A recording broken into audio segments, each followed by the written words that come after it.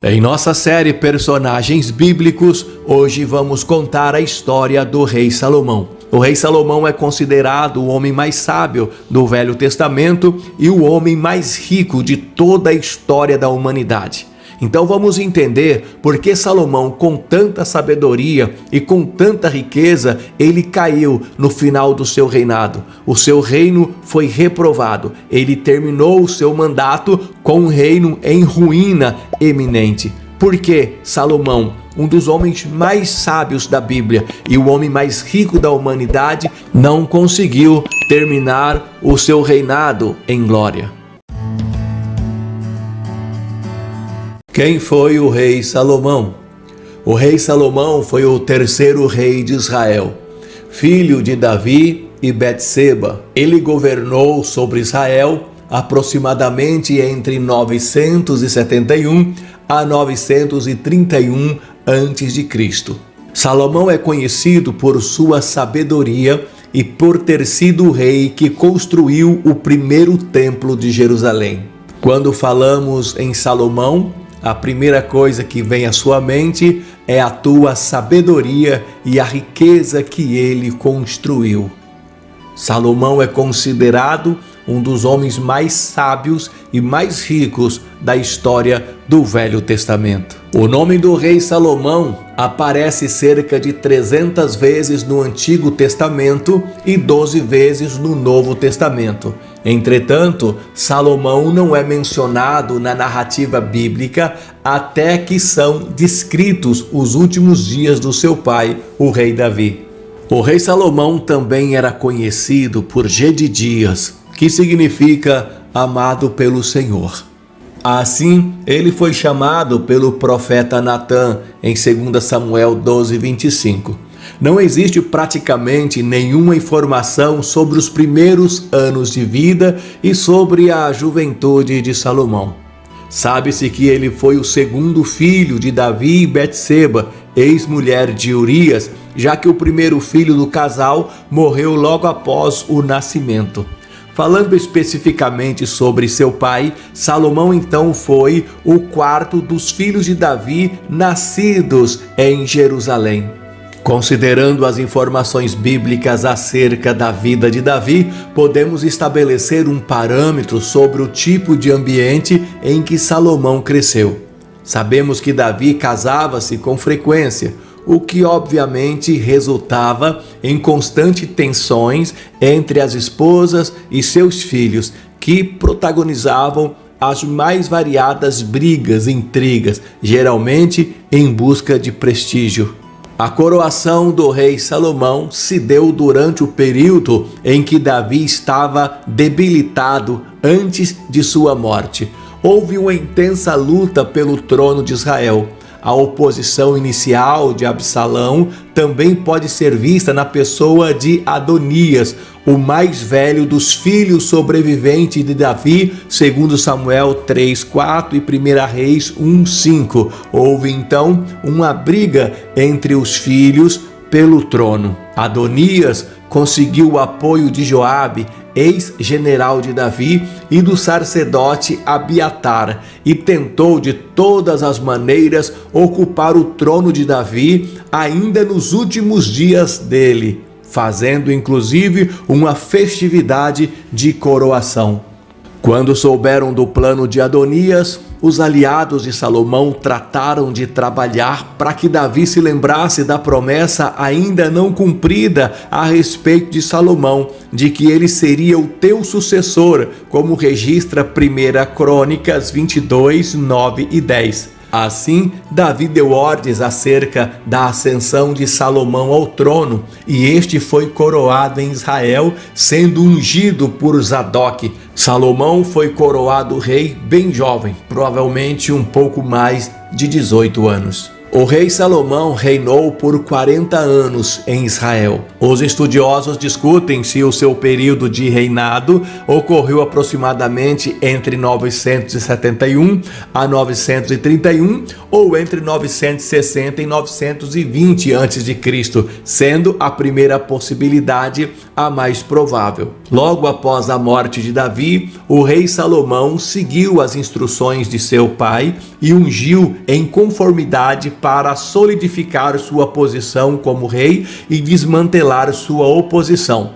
Assim, após as mortes de Adonia e Joabe, o banimento de Abiatar, Salomão passou a reinar sem oposição interna. O rei Salomão herdou de Davi um extenso território com aproximadamente 128 mil quilômetros quadrados.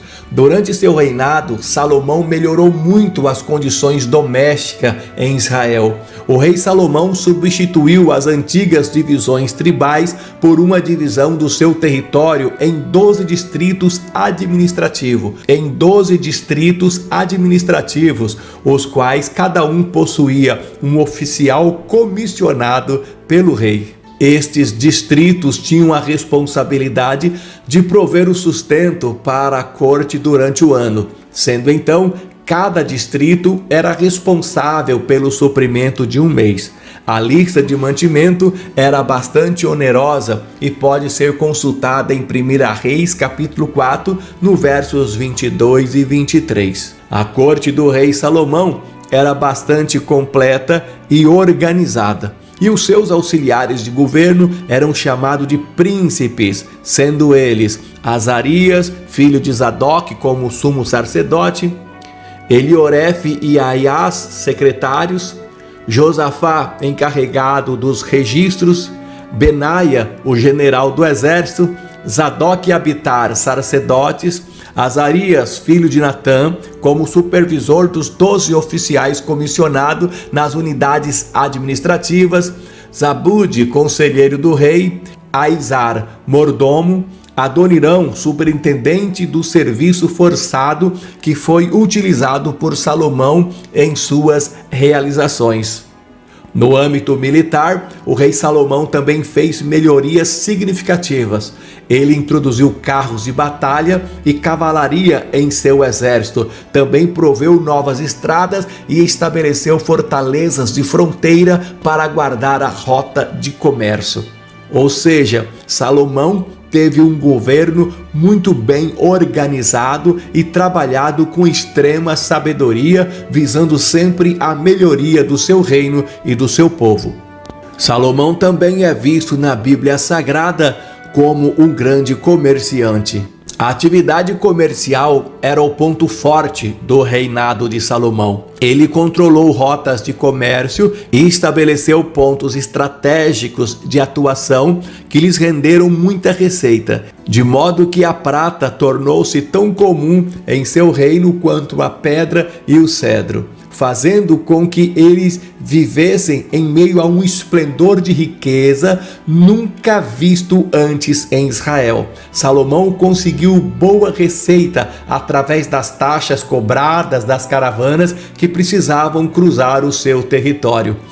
O rei Salomão foi um grande diplomata e utilizou até mesmo os seus casamentos para conseguir vantajosos acordos internacionais para a sua nação, fazendo com que durante todo o seu reinado, raramente Israel precisasse se preocupar com alguma ameaça militar. O primeiro acordo comercial de Salomão foi com Irão, rei de Tiro. Nele, Salomão pagava anualmente algo equivalente a 2.000 toneladas de trigo e 400.000 litros de azeite de oliva puro em troca de madeira e marmoreiros para sua construção. O rei Salomão também firmou um contrato com comerciantes do Egito para o comércio de cavalos e carros. E por sua vez, os exportava aos heteus e sírios, obtendo bom lucro. A atuação comercial que trouxe mais lucro para o rei Salomão foi o seu comércio marítimo, onde os seus barcos navegavam pelo Mar Vermelho, no Oceano Índico, até Ofir. Tais viagens poderiam durar até 3 anos. Quando considerada a receita anual proveniente de suas estratégias comerciais, das taxas que recebia pelos tráficos de mercadorias e dos impostos que recebia da população presente em todo o território que controlava, a estimativa de soma atinge um nível excepcional, colocando o rei Salomão como um dos homens mais ricos de toda a história da humanidade. A construção do templo e os outros edifícios do rei Salomão. De todas as construções realizadas durante o reinado de Salomão, certamente o templo em Jerusalém é a mais importante delas. Conforme a promessa do próprio Deus, o rei Salomão executou o projeto do seu pai de construir um templo para abrigar a Arca da Aliança. Para obter a mão de obra necessária, o rei Salomão recorria ao trabalho forçado. Ele colocou os cananeus na condição de escravos do Estado de Israel, como registra 1 Reis 9:20. Todavia, o número de trabalhadores cananeus era insuficiente para suprir seus planos. Então ele recrutou israelitas para tal tarefa, obrigando-os também a um tipo de trabalho forçado. Essa medida foi bastante impopular, fato que ficou evidenciado no episódio do assassinato de Adonirão, o superintendente dos grupos de trabalhadores, como registra 1 Reis 4:6, 5:13 e assim por diante. Também registra em 2 Crônicas 2:17 e 18. O templo construído por Salomão ficava localizado no Monte Moriá, o lugar onde o rei Davi havia edificado um altar ao Senhor, e provavelmente onde Abraão teria subido com Isaque para sacrificá-lo. Apesar de Davi ter coletado os materiais para a construção do templo, 1 Crônica 22, foi no 4º ano do reinado de Salomão que ele começou a ser construído. Mesmo parecendo uma construção com uma dimensão modesta na atualidade, o edifício do templo representava uma construção grande na época, medindo 30 metros de comprimento, 10 de largura e 15 de altura. Sua construção levou um período de aproximadamente 7 anos. Quando concluiu a construção do templo, no 11º ano do seu reinado, o rei Salomão planejou uma grande celebração, onde muitos sacrifícios foram oferecidos na edificação do edifício, como registra 1 Reis 8:9, 2 Crônica 5:7. O rei Salomão também construiu a casa do Bosque do Líbano, um pórtico de colunas, uma sala para o seu trono, onde ele realizava o julgamento, uma casa para a filha de Faraó, uma de suas esposas, cujo local possuía a imponência digna de uma filha de um monarca egípcio. Todas as construções de Salomão eram construções grandes para a época. A própria residência de Salomão foi uma construção considerável, onde acomodava 700 esposas e 300 concubinas, além dos servos necessários. 1 Reis 11:3. Salomão também edificou Milo, uma enorme fortaleza para proteger o templo. 1 Reis 9:24. Falando da sabedoria do rei Salomão, em 1 Reis 3 e 2 Crônicas 1, lemos o registro do sonho que o rei Salomão teve, onde o Senhor lhe apareceu e lhe perguntou o que ele mais desejava receber. Salomão poderia ter pedido riquezas, longevidade ou honra, porém o jovem rei pediu sabedoria, isto é, um coração compreensivo, para poder governar prudentemente o seu povo. Um dos episódios que mais destaca a sabedoria do rei Salomão é aquele em que duas mães compareceram à sua presença disputando um único recém-nascido. O caso era bastante difícil, pois não havia nenhuma testemunha. Com muita sabedoria, o rei Salomão propôs que o menino fosse dividido em duas partes para solucionar o problema. Diante da possibilidade da morte de seu filho, a verdadeira mãe preferiu entregar o menino à mulher impostora, e isso fez com que Salomão julgasse aquela causa de forma impecável. A sabedoria do rei Salomão também pôde ser percebida em toda a literatura que ele produziu. Salomão compôs milhares de provérbios e cânticos, 1 Reis 4. A profundidade dos seus provérbios também impressiona, de modo que a Bíblia relata que ele discorreu sobre as árvores, os animais, as aves, os répteis e os peixes, 1 Reis 4:33. Além dos relatos bíblicos, muitas lendas e documentos da antiguidade se referem à espetacular sabedoria de Salomão. Entre os livros da Bíblia, é atribuído a Salomão a autoria de uma grande parte do livro de Provérbios, bem como Eclesiastes e Cânticos dos Cânticos, também chamado de Cântares de Salomão, e o Salmo 72 e o 127. A Bíblia diz que a sabedoria de Salomão impressionava de tal modo que vinham pessoas de todos os povos e todos os reis da terra para ouvir a sua sabedoria. 1 Reis 4:34. Uma destas visitas foi feita pela rainha de Sabá, que veio dos confins da terra para poder ouvir pessoalmente a sabedoria do rei Salomão. Mateus 12:42. A rainha de Sabá fez muitas perguntas e enigmas a Salomão, e o rei respondeu inteligentemente a todos os questionamentos feitos por ela, deixando-a completamente impressionada. 1 Reis 10:8. Na ocasião, a rainha de Sabá presenteou o rei Salomão com muitos presentes, além de 120 talentos de ouro. Mas mesmo com toda a riqueza e sabedoria, o declínio e a morte de Salomão foi inevitável.